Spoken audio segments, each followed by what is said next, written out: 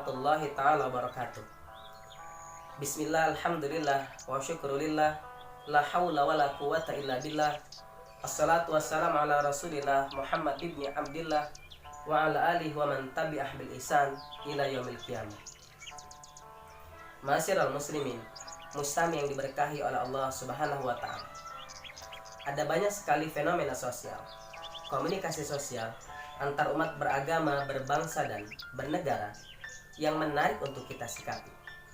Namun hari ini kita akan sama-sama mencoba untuk menyikapi sebuah fenomena sosial yang sangat urgent, terutama kaitannya dengan keberadaan kita yang sedang terkurung dengan musibah COVID-19 ini.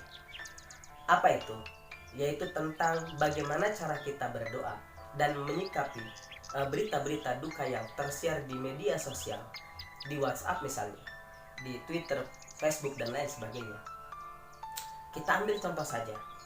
Misalkan Pak Ahmad sedang sakit, lalu kemudian teman Pak Ahmad men-share di grup WhatsApp meminta doa untuk Pak Ahmad agar Pak Ahmad lekas diberikan kesembuhan.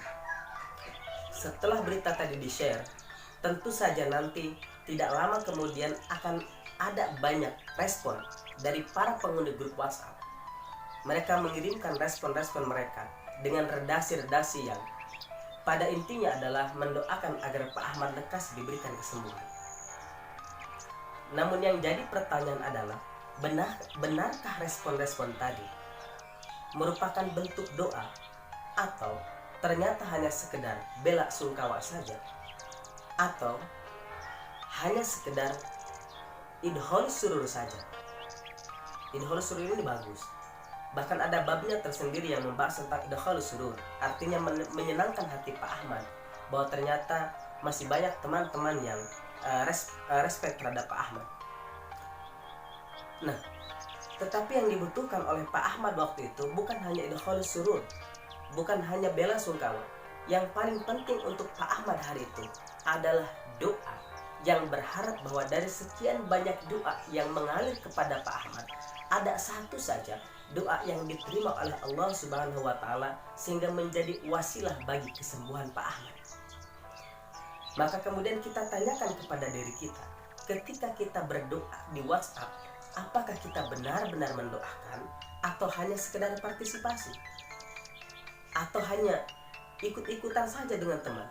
Karena kalau kita perhatikan, banyak di antara kita yang mendoakan di WhatsApp itu hanya sekedar kopas saja dari atas kemudian ditaruh di bawah lalu dikirim.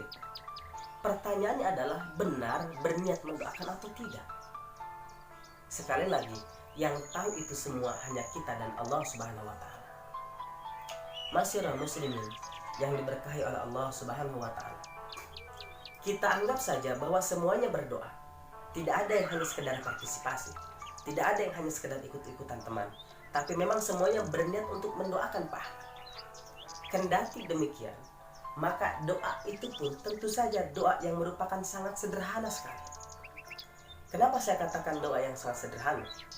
Karena dalam berdoa itu ada etika, ada caranya. Ingat, dalam riwayat Muslim dijelaskan bahwa ketika Rasulullah SAW di padang Arafah, beliau berdoa dengan menghadap kiblat. Dalam riwayat Abu Daud dan Tirmidzi, ketika Rasul berdoa, beliau berdoa dengan mengangkat tangannya. Dalam riwayat At-Tabrani seperti ini mengangkat tangannya. Nah, jadi semestinya apa yang harus kita lakukan? Yang terbaik yang harus kita lakukan adalah setelah kita merespon berita tadi dengan respon doa ataupun respon bela sungkawa, kita letakkan handphone kita. Lalu kita menghadap kiblat, kita doakan teman kita yang bernama Pak Ahmad itu, semoga beliau diberikan kesembuhan. Itu yang semestinya kita lakukan. Dan insya Allah doa yang seperti itulah yang diijabah oleh Allah Subhanahu wa taala. Kita teringat akan riwayat Sofwan. Ketika Sofwan hendak bertamu ke rumah Abu Darda, dan ternyata hanya bertemu dengan Ummu Darda. Lalu Ummu Darda bertanya kepada Sofwan, "Wahai Sofwan, apakah engkau hendak berhaji tahun ini?" Kemudian Sofwan berkata, "Ya, saya hendak berhaji tahun ini."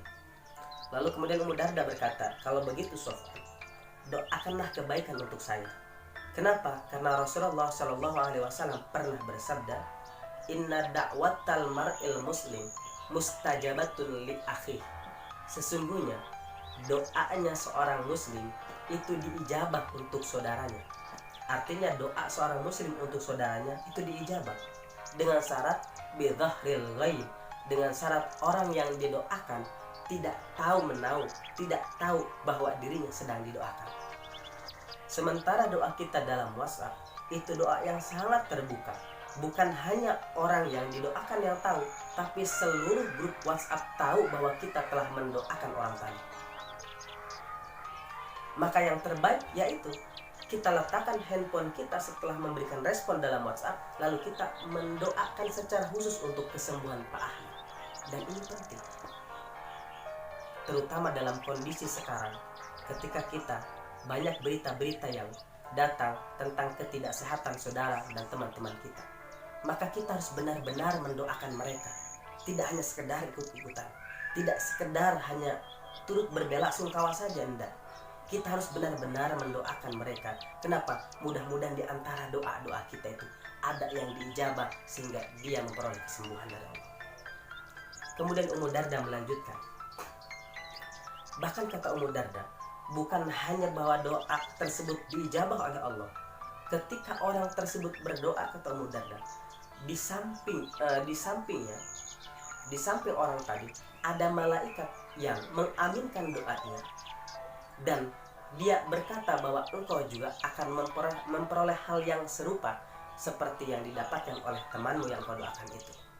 Jadi kalau kita mendoakan seseorang memperoleh kesehatan, maka malaikat itu akan mendoakan kesehatan untuk kita. Jika kita mendoakan orang lain untuk memperoleh kesuksesan, maka malaikat tadi juga akan mendoakan kita memperoleh kesuksesan.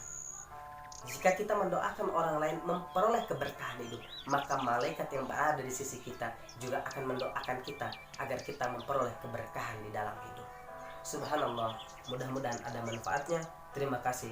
Assalamualaikum warahmatullahi wabarakatuh.